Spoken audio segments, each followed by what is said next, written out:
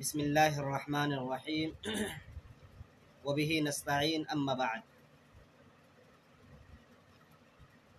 نحو کی جو بنیادی بحثیں تھیں اور بنیادی قواعد تھے میں نے آپ کے سامنے بیان کر دیا۔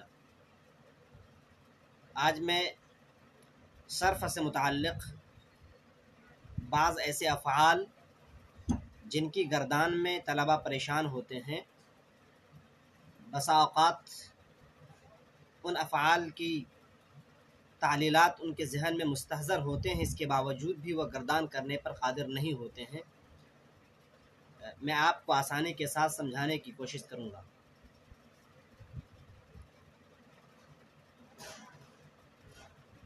عام طور سے جو طلبہ پریشان ہوتے ہیں ایسے افعال سے متعلق، ایسے افعال کی گردان میں جو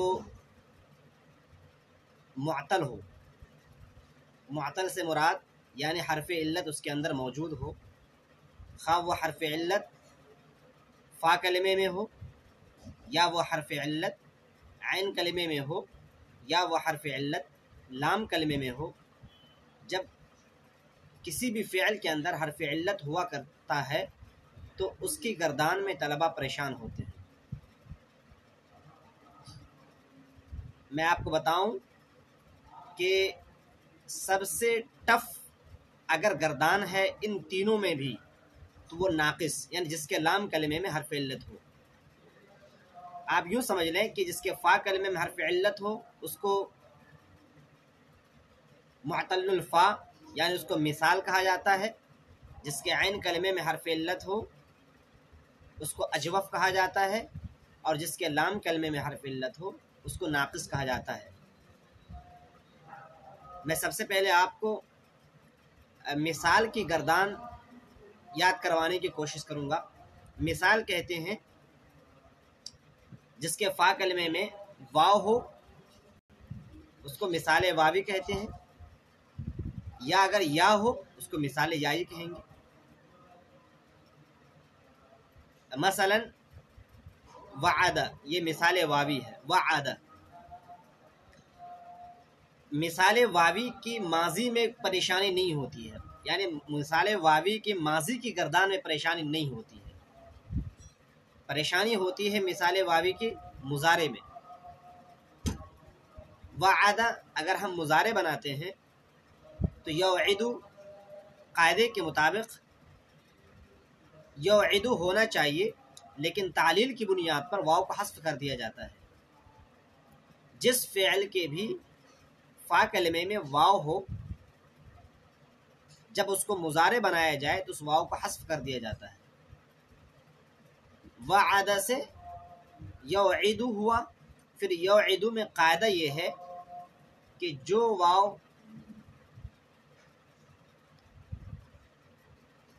علامت مضارع فتحہ مفتوح اور کسرہ کے درمیان واقع ہو اس واو کو حذف کر دیا جاتا ہے۔ جو واو علامت مضارع مفتوح اور کسرہ عین کے درمیان واقع ہو اس کو حذف کر دیا جاتا ہے۔ یوعد آپ دیکھ رہے ہیں یہاں پر یہ واو ہے، واو سے پہلے حرف مضارع یا ہے اور اس کے بعد کسرہ ہے، واو کو حذف کر دیا جائے گا۔ یہاں پر ایک بات اور سمجھ لیں آپ کہ میں نے کہا حرف مضارع، بعض لوگ کہتے ہیں علامت مضارع۔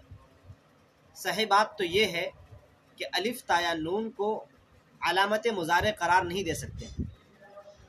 بچپن میں یہ باتیں ہم نے پڑھی تھیں تمرین الصرف میں، تمرین النحو میں، کہ علامت مضارع الف تا یا نون، حالانکہ یہ درست نہیں ہے۔ قطر الندی میں علامہ ابن ہشام رحمۃ اللہ علیہ نے بہت ہی مضبوط دلیل کے ساتھ اس بات کو ثابت کیا ہے کہ علامت مضارع صرف لم ہے، لم، اور حرف مضارع الف تا یا نون ہے۔ انہوں نے جو دلیل دی ہے وہ یہ کہ اگر ہم علامت مضارع الف تا یا نون کو قرار دیں گے تو وہ افعال ماضی جس کے شروع میں حمزہ آوے جیسے اکرم، اس کو بھی آپ کو فعل مضارع قرار دینا پڑے گا۔ اکرم یہ ماضی ہے، اس کے باوجود کہ اس پر کیا آ رہا، حمزہ آ رہا ہے۔ چنانچہ اسی طریقے سے تغلب، تغلب یہاں پر آپ دیکھ رہے ہیں تا نظر آ رہی ہے آپ کو، تا۔ اگر علامت مضارع تا ہے، علامت مضارع یا ہے، علامت مضارع الف ہے، علامت مضارع نون ہے، تو جہاں پر بھی فعل ماضی کی گردان میں اگر الف نظر آ جاوے، تا نظر آ جاوے، تو فعل ماضی کو مضارع بنانا پڑے گا۔ چنانچہ الف تا یا نون کو آپ علامت مضارع قرار نہیں دے سکتے، یہ حروف مضارع ہیں، یہ مضارع کے حروف ہیں، یعنی جب بھی آپ مضارع بنائیں گے ان میں سے کسی ایک حرف کو فعل سے ضم کرنا پڑے گا، تب وہ مضارع بنے گا۔ تو الف تا یا نون یہ علامت مضارع نہیں ہے، بلکہ یہ حروف مضارع ہے۔ علامت مضارع صرف اور صرف لم ہے۔ تو میں یہ کہہ رہا تھا جب مثال کی گردان جب کی جاتی ہے، ماضی کی تو آسان ہے، وعد وعد وعد آسان ہے، لیکن جب مثال کو جب مضارع بناتے ہیں تو قاعدہ یہ ہے کہ جو واو علامت مضارع مفتوح، تو علامت مضارع اب نہیں بولیں گے، جو واو حرف مضارع مفتوح،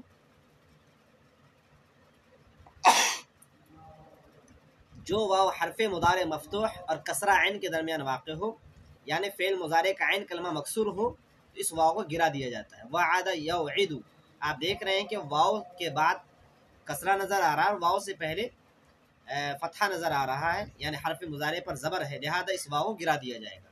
تو یعد یعیدان یعیدون، اس طرح کی گردان کی جا سکتی ہے۔ مثال کی گردان بہت آسان ہے، اسی لیے اس تفصیل میں نہیں جاؤں گا۔ اور اس کے بعد باری آتی ہے اجوف کی۔ اجوف کی جو گردان ٹف ہوتی ہے وہ جمع مؤنث غائب سے، قالا، قالا کی گردان اگر آپ کرتے ہیں، قالا قالا قالو قالت قالت قالتا، بچے بولتے ہیں قلنا قلتا قلتما، اگر ذہن میں قاعدہ مستحضر ہے، قاعدہ یاد ہے تو وہ تعلیل کر لیتا ہے۔ تو اجوف میں یعنی جس کے عین کلمے میں حرف علت ہو، آپ اگر گردان کرتے ہیں تو جمع مؤنث غائب میں ہی تبدیلی آتی۔ جمع مؤنث غائب میں اگر آپ نے تبدیلی سیکھ لی تو جمع مؤنث غائب سے لے کر جمع متکلم تک وہ صیغے آپ کو اس میں تبدیلی نظر آئے گی۔ قالا یہ واحد مذکر غائب، اس میں کوئی تبدیلی نظر نہیں آئے گی۔ قالا قالو قالت قالتا، یہاں تک کوئی تبدیلی آپ کو نظر نہیں آ سکتی ہے۔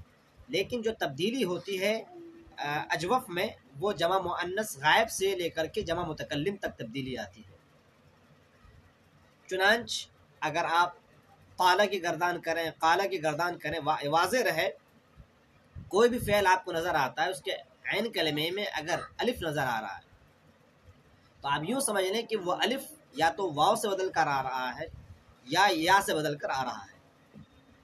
اگر وہ الف واو سے بدل کر آئے گا تو آپ جمع مؤنث غائب میں فل بنائیں گے، فل کے وزن پر لائیں گے، فل، تو قالا سے قلنا بنائیں گے، قالا سے قلنا بنائیں گے۔ اس چیز کو ذہن میں رکھنے کہ اگر آپ اجوف کی گردان کر رہے ہیں تو آپ تبدیلی پیدا کریں گے جمع مؤنث غائب سے، اس سے پہلے کوئی تبدیلی نہیں آتی ہے۔ جمع مؤنث غائب سے تبدیلی شروع ہوتی ہے جمع متکلم تک، اور وہ جو الف ہے اگر وہ واو سے بدل کر آ رہا ہے تو فلنا کا وزن آئے گا، اور اگر الف یا سے بدل کر آ رہا ہے تو فلنا کے وزن پر۔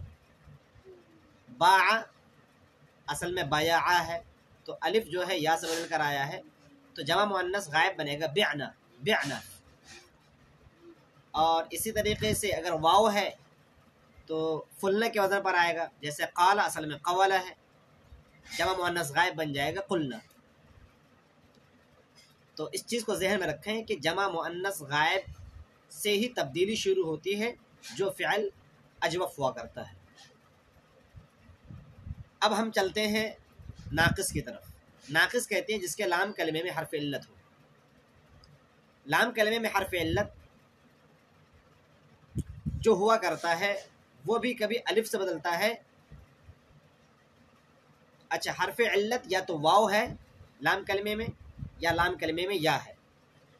واو یا اگر اس سے ماقبل زبر آ رہا ہے تو اس واو کو یا کو الف سے بدل دیا جاتا ہے. جیسے قضا، میں نے گزشتہ کل آپ کو بتایا تھا کہ اگر کوئی بھی فعل ناقص ہے یعنی لام کلمے میں حرف علت ہے، اگر اس سے ما قبل متحرک ہے تو اس کو الف سے بدل دیا جاتا ہے. اب وہ الف یا تو واو سے بدل کر آئے گا یا وہ الف یا سے بدل کر آئے گا. اس کی پہچان میں نے آسان طریقے سے گزشتہ کل آپ کو بتایا تھا کہ اگر لام کلمے میں الف مدہ ہے، مدہ کا مطلب جس طرح الف لکھتے ہیں، جیسے دعا، دعا دال عین اور الف جو آپ لکھتے ہیں الف، اور اسی طریقے سے نما، نما نون میم الف، نما نون میم الف، نما، یہ الف کے ساتھ جو لکھتے ہیں. تو جب لام کلمے میں حرف علت اگر الف کی شکل میں ہو یعنی الف مدہ کی شکل میں ہو تو آپ یہ سمجھ لیں کہ وہ الف واو سے بدل کر آیا ہے. اور اگر لام کلمے میں الف مقصورہ ہو تو یہ سمجھ لیں آپ کہ وہ یا سے بدل کر آیا ہے. قضا الف مقصورہ کے ساتھ لکھا جاتا ہے تو قضا یا اصل میں ہے. دعا الف مدہ کے ساتھ ہے تو اصل میں دعوا ہے. آپ جب گردان کریں گے، اچھا ایک اور چیز آتی ہے رضیہ، جب کیونکہ قاعدہ ہے واو یا متحرک ما قبل مفتوح اس کو الف سے بدل دیا جاتا ہے، لیکن واو یا متحرک ہے ما قبل مفتوح نہیں بلکہ ما قبل کسرہ ہے، تو ایسے موقع پر آپ اس واو کو یا کو نہیں بدلیں گے. جیسے رضیہ، رضیہ قاعدہ نمبر 14 کے تحت رضیہ ہوتا ہے، اس یا کو آپ الف سے نہیں بدل سکتے ہیں کیونکہ اس یا سے پہلے یہاں پر زیر ہے، اور کوئی قاعدہ ایسا نہیں ہے کہ واو یا متحرک ما قبل زیر ہو اس کو الف سے بدل دیا جائے گا، ایسا نہیں ہے قاعدہ. چنانچہ میں آپ کو سب سے پہلے دعا کی گردان بتاتا ہوں. دعا، اچھا واضح رہے جس واو کو الف کی شکل دے رہے ہیں تثنیہ جب بنائیں گے تو وہ واو واپس آ جائے گا. دعا، دعوا، نما، نموا، بات سمجھ آ رہی ہے نا؟ تو پھر آگے چلتے ہیں. دعا، دعوا. اب جمع بنائیں گے ہم، یہ جمع مذکر غائب فعلو کے وزن پر، فعلو لام کلمے پر پیش ہے. اب دعا، دعوا، دعوو اصل میں ہے، دعوو، دعوو. لام کلمے میں جو واو ہے اس واو کو آپ حذف کر دیں گے.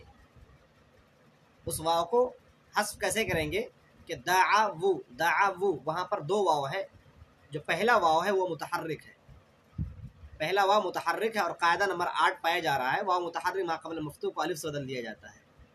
الف ساکن اور پھر واو ساکن اجتماع ساکنین کی بنیاد پر الف کو گرا دیا گیا تو دعا ہو گیا، دعو، دعا، دعوا، دعو. پھر دعوت ہونا چاہیے تھا، دعوت. پھر یہاں پر بھی وہی قاعدہ پایا جائے گا کہ واو متحرک ہے اور ما قبل فتحہ ہے، اس واو کو الف سے بدل دیا جائے گا تو دعات ہو گیا، دعات الف، پھر الف ساکن اور تا ساکن اجتماع ساکنین کی بنیاد پر، یہ قاعدہ نمبر 9 کا حصہ ہے، اجتماع ساکنین کی بنیاد پر الف کو گرا دیا جائے گا تو ہو جاتا دعت. پھر دعتا، یہاں پر بھی دعوتا ہونا چاہیے، دعوتا ہونا چاہیے، دعوتا، دعوتا، دعوتا ہونا چاہیے تھا. یہاں پر بھی وہی قاعدہ پایا گیا کہ واو متحرک ما قبل مفتوح کو الف سے بدل دیا گیا. پھر الف اور یہاں پر تا ساکن ہے. دعتا میں جو تا دیکھ رہے ہیں یہ متحرک نہیں بلکہ یہ ساکن ہے، کیونکہ تا تانث ساکنہ یہ مؤنث کی پہچان، یہ تا تانث ساکنہ ہے. دعا جیسے آپ بولتے ہو فعلتا، فعلتا، یہ لام پر یہ تا جو ہے تا حقیقت کے اعتبار سے ساکن ہے، فعلت ہی کی تا یہاں پر آپ دیکھ رہے ہیں فعلتا، یہ تا حقیقت کے اعتبار سے ساکن ہے. تو دعتا، دعو، دعوتا، تو یہاں پر واو متحرک ما قبل مفتوح کو الف سے بدل دیا گیا. پھر الف ساکن تا ساکن اجتماع ساکنین کی بنیاد پر الف کو گرا دیا گیا تو یہ ہوا دعتا. پھر دعونا، دعونا یہاں پر وہ واپس آ جائے گا، یہاں پر کوئی قاعدہ نہیں پایا جا رہا ہے. دعونا واو ساکن ہے اور ما قبل گرچہ زبر ہے لیکن واو کو الف سے نہیں بدل سکتے ہیں. وجہ کیا ہے؟ ابھی میں نے آپ کو بتایا واو متحرک ہونا ضروری ہے، یعنی واو پر حرکت و زبر ہو یا زیر ہو.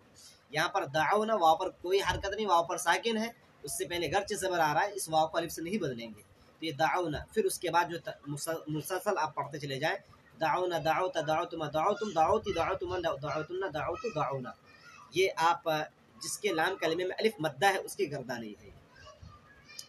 نما نموا نمو نمت نمتا نمونا نموتا نموتما نموتم نموتی نموتمنا نموتو نمونا، یہ اس فعل کی گردان ہے جس کے لام کلمے میں الف مدہ ہوا کرتا ہے۔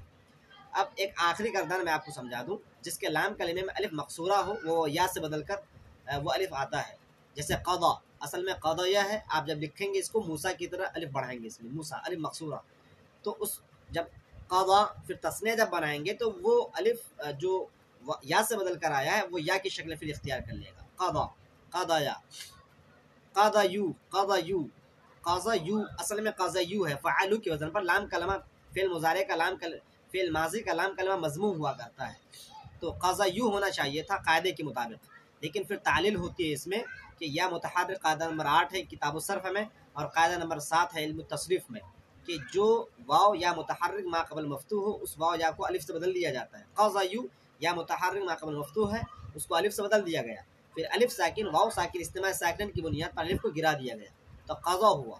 پھر قضایت ہونا چاہیے تھا، یہاں پر بھی وہی قاعدہ پایا گیا، یا متحرک ما قبل مفتوح الف سے بدل دیا گیا، قضایت تو قضت ہو گیا، پھر قضیت یتا میں وہی تعلیل ہوتی ہے، پھر قضینا قضیت یہاں پر کوئی تعلیل نہیں ہوگی، جمع مؤنث غائب سے لے کر کے جمع متکلم تک کوئی تعلیل نہیں ہوگی، یہ اصلی حالت پر باقی رہے گی۔